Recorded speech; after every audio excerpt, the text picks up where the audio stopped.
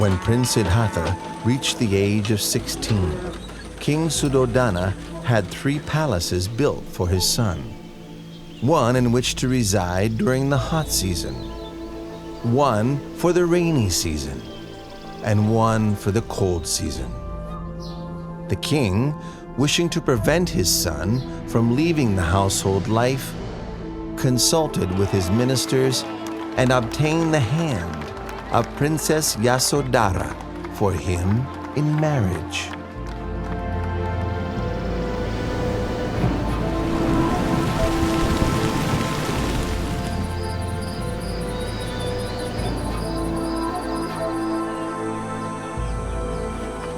Time passed by until Prince Siddhartha reached the age of 29 years.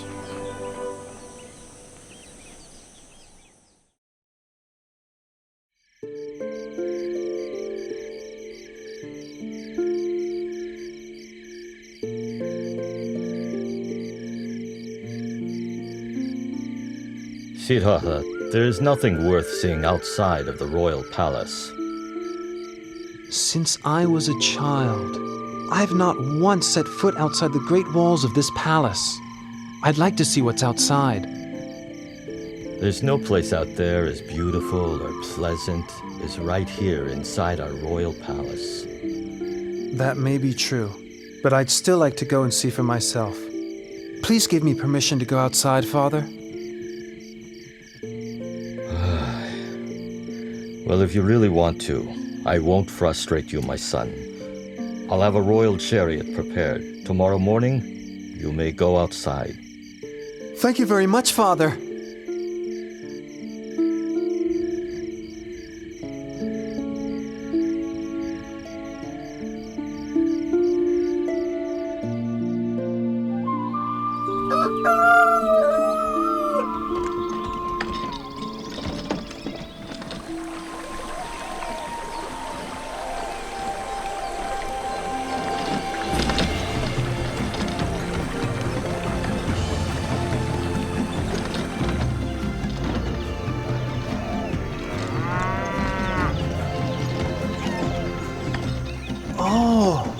So this is what it's like outside the palace.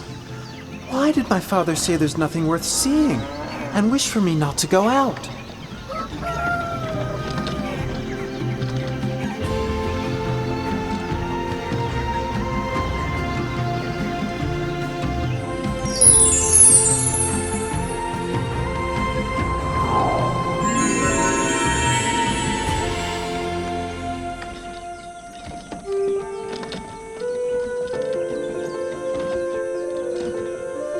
Channa, stop the chariot.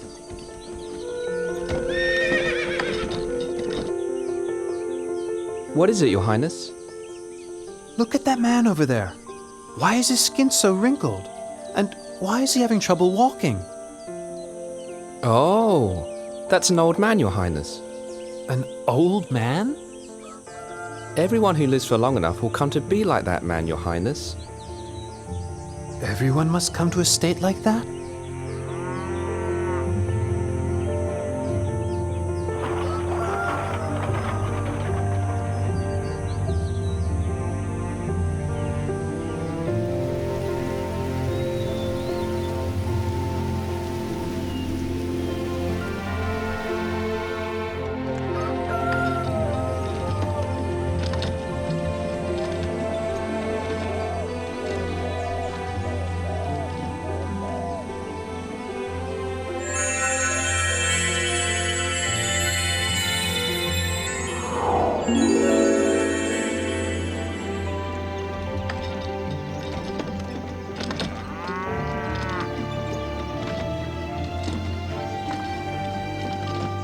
Channa, stop the chariot.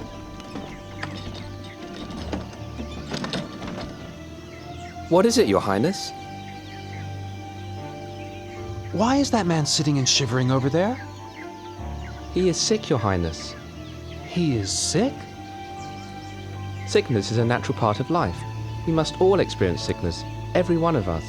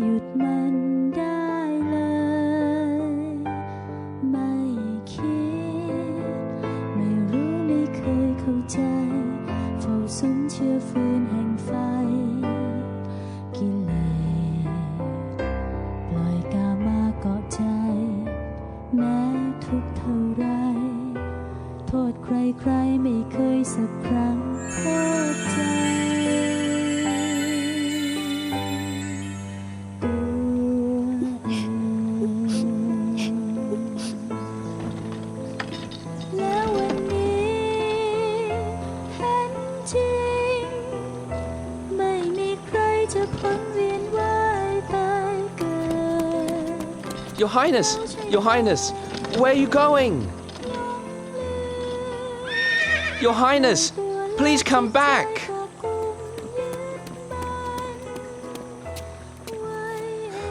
Please get back on the chariot, Your Highness.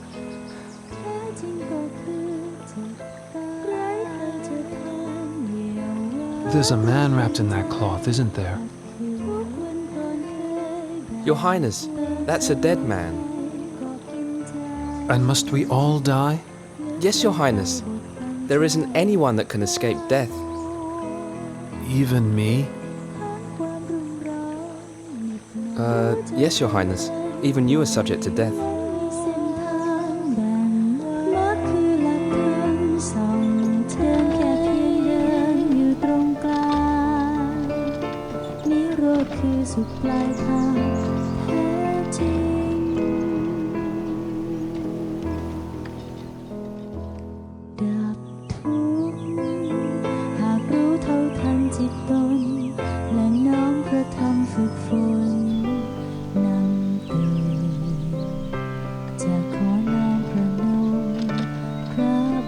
Sasda ให้พระธรรมเป็นดังดวงตาเฝ้าตรอง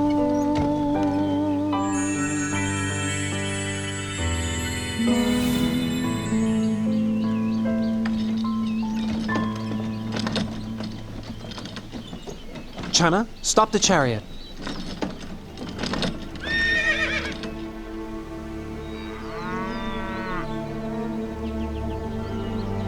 That is a monk, Your Highness.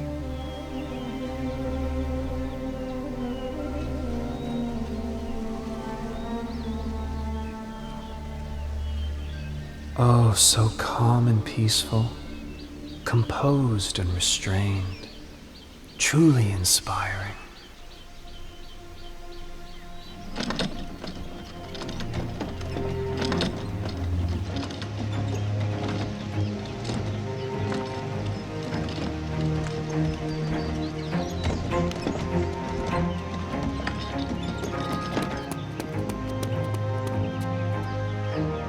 Your Highness, your wife has just given birth to a son. My dear child, I've just begun seeking for a path beyond suffering, and now you are born, like a snare for my heart. I will give you the name Rahula, which means fetter.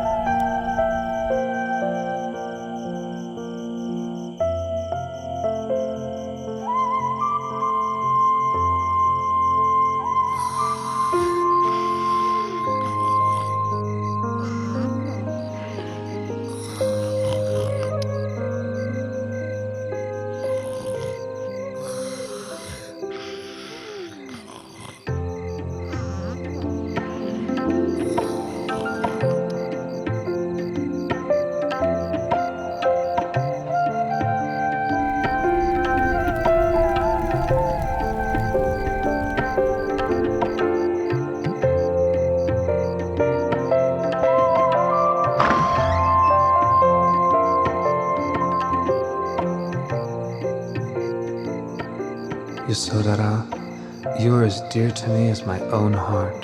Rahula, you are everything to me. But not one of us can escape old age, sickness, and death. I must find a way for all of us to go beyond suffering, no matter how much trouble or turmoil there is in the search.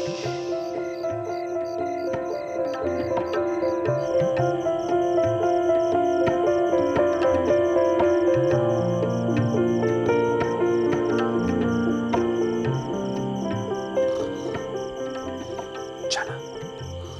Channa. Channa, wake up. Channa, wake up. What is it? Channa, go quickly and prepare my horse, Kantaka.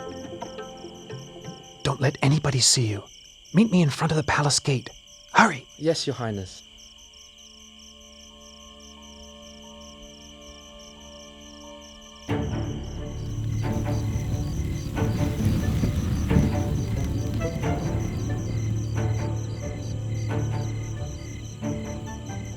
At the moment that Prince Siddhartha was leaving the palace gate, Vasavati Mara, the great deceiver, manifested.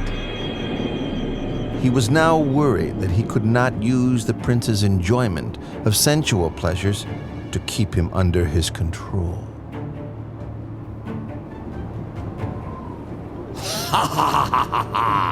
Prince! Better go back into the royal palace. In there everything is lovely, pleasant, and comfortable. In just 7 days, you'll become a great wheel-turning monarch. Don't give all of this up. If you leave, you'll get nothing but trouble, torment, suffering, and sorrow. I don't want to become a great wheel-turning monarch. I don't wish for possessions or comfort and happiness, because such things are not likely to free me from suffering, nor are they likely to help me assist my loved ones and my subjects. Step aside and allow me to pass.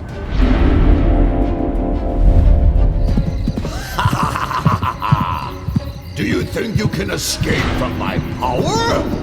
I'll be here waiting for you, you see? For a chance to overwhelm you with greed, hatred, and delusion. I'll follow you like your shadow. Let's see who will win this battle. Ha ha ha ha ha!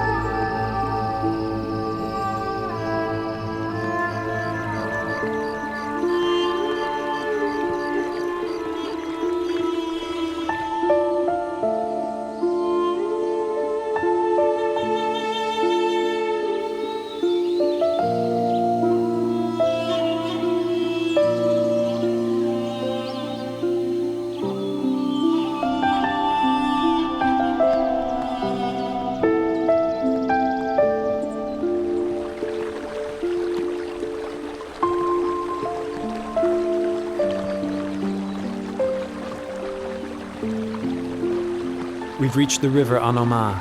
Stop right here, Channa.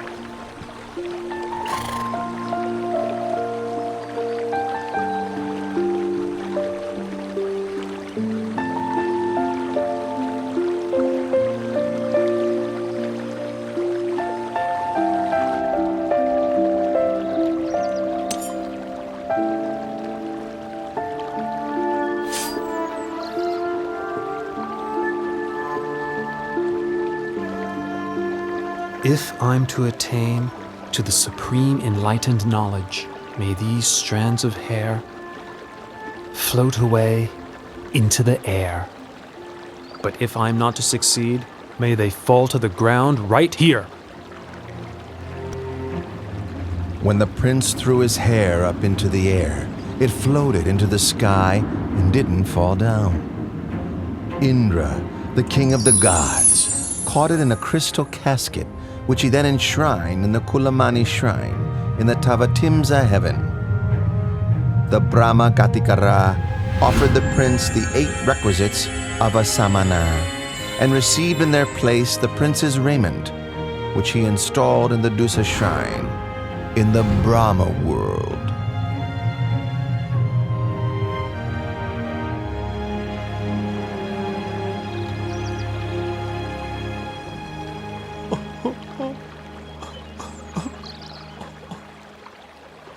Don't be sad and upset, Channa. I'm doing this in order to seek the way out of suffering for all beings. You must go back and inform my father that I will not return to the royal palace until I have attained direct knowledge of the end of suffering.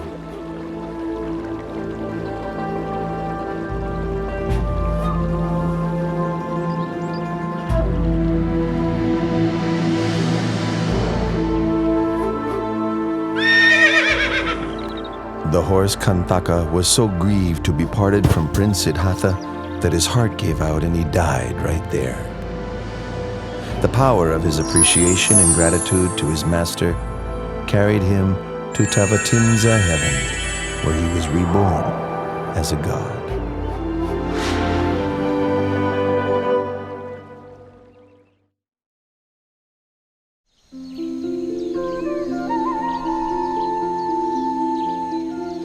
Having left Jana behind, the renunciant prince walked on to a mango grove, where he stopped and resided, eating no food for a period of 7 days. On the 8th day, the renunciant prince left the mango grove to go for alms in the city of Rajagaha.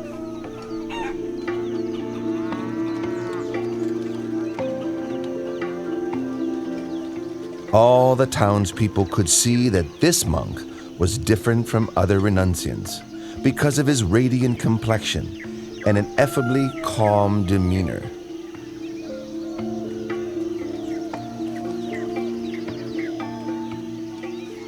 Oh, he's so handsome. What's he, a god? Wow, look at that one.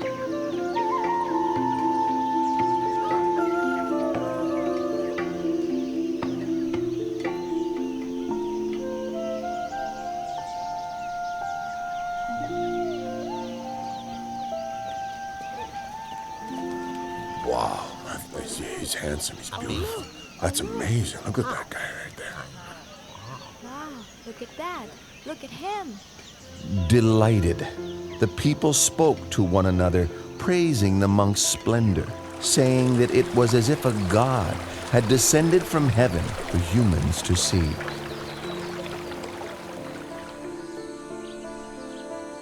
Once the renunciant had received a suitable amount of alms food, he returned to his place of rest.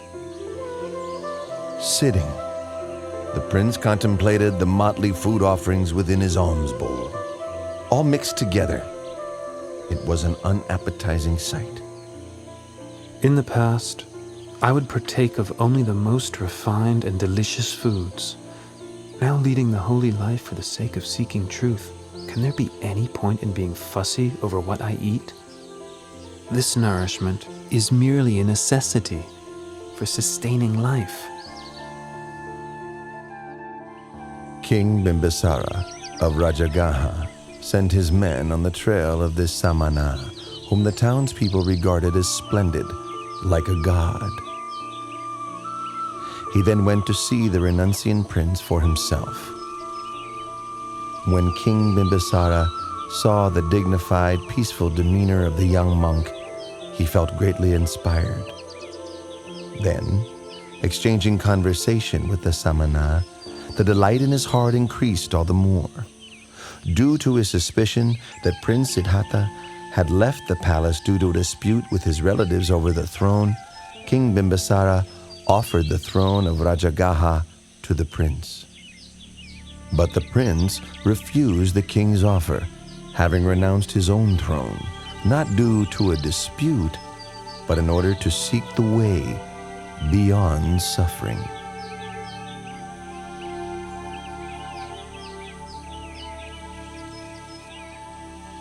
With such firm intention, I'm sure you'll attain the supreme enlightenment. Once you have done so, may I request that you come and teach the Dhamma to myself and to the citizens of Rajagaha.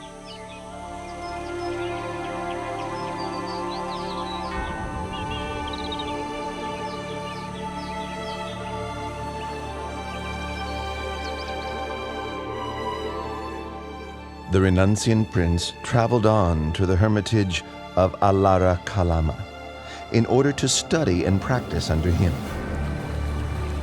In a short time, He had learned all that his master could teach, and so then he traveled on to seek Udaka Ramaputta at his hermitage. Before long, he had come to the end of this teacher's knowledge too. When he asked about attainments beyond that which he had already been taught, Udaka Ramaputta could offer no reply, but instead offered him the leadership of the community.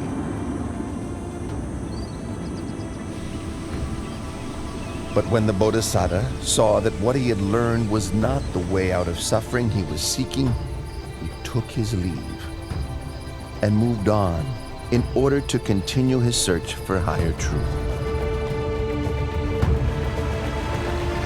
The Bodhisattva came to Uruvela at Senanigama and considered the fresh coolness of its shady forest, with orderly rows of trees and a river running through, located nearby to the village. It seemed a suitable place for him to continue striving for liberation, so he ceased his traveling and settled in that spot.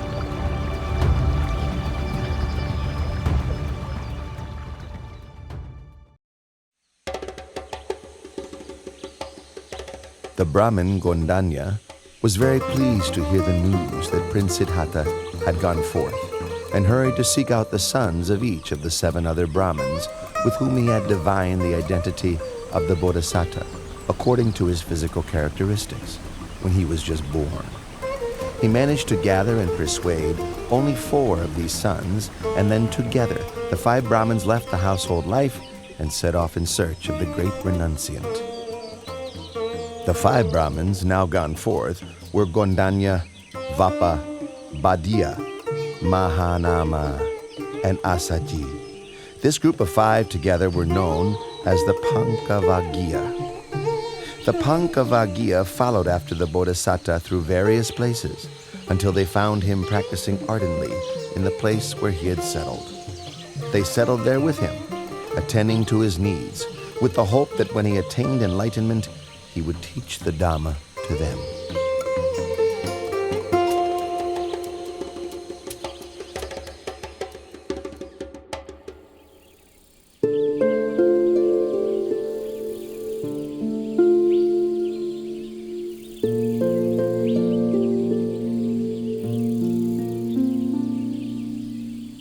The renunciant prince was intent on seeking the path to enlightenment, so he took up 3 of the extreme ascetic practices that were favored by the practitioners of those days. For the first period, he pressed his teeth against his teeth and his tongue against his palate, so firmly that sweat ran from his whole body. The pain was as severe as if someone were gripping his throat tightly, strangling him. When he saw that this was not the way to enlightenment, he gave up on the practice and changed to another method. For the second period, he restricted his in and out breaths, stifling them until both his ears rung loudly, his head ached, and his stomach racked with pain, his body as if on fire. But no matter how great the distress, he did not give up his efforts until he saw that this was not the way to enlightenment. Seeing this, he gave up the practice and changed to another method.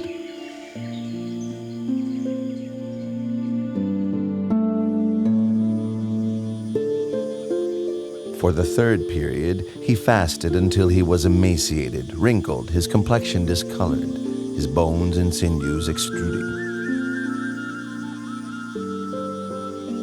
Exhausted of energy and suffering greatly, rubbing his hand over his body, the hairs stuck to his palm.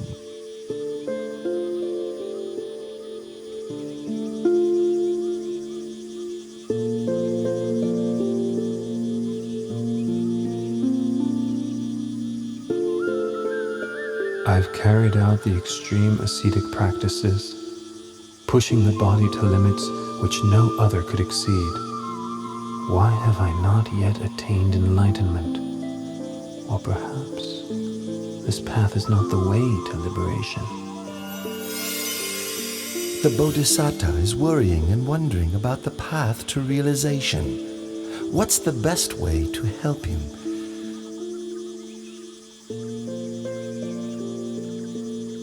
Aha! This is the way.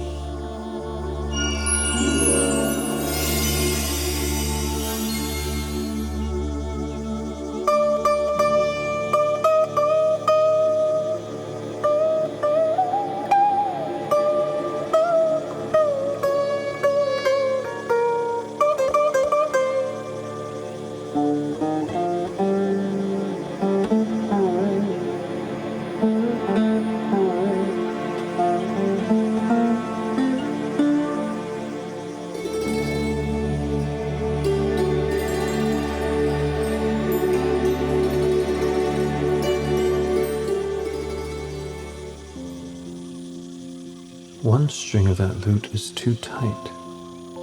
A little pluck and it snaps. One string is too loose. When plucked, the sound is barely heard. One string is just right. Not too loose, not too tight. When plucked, the sound resonates far and wide, sweetly. Oh, it is the practice of the middle way that leads to enlightened knowledge. But the current state of my body surely can't support efforts in developing the mind along the middle path of practice.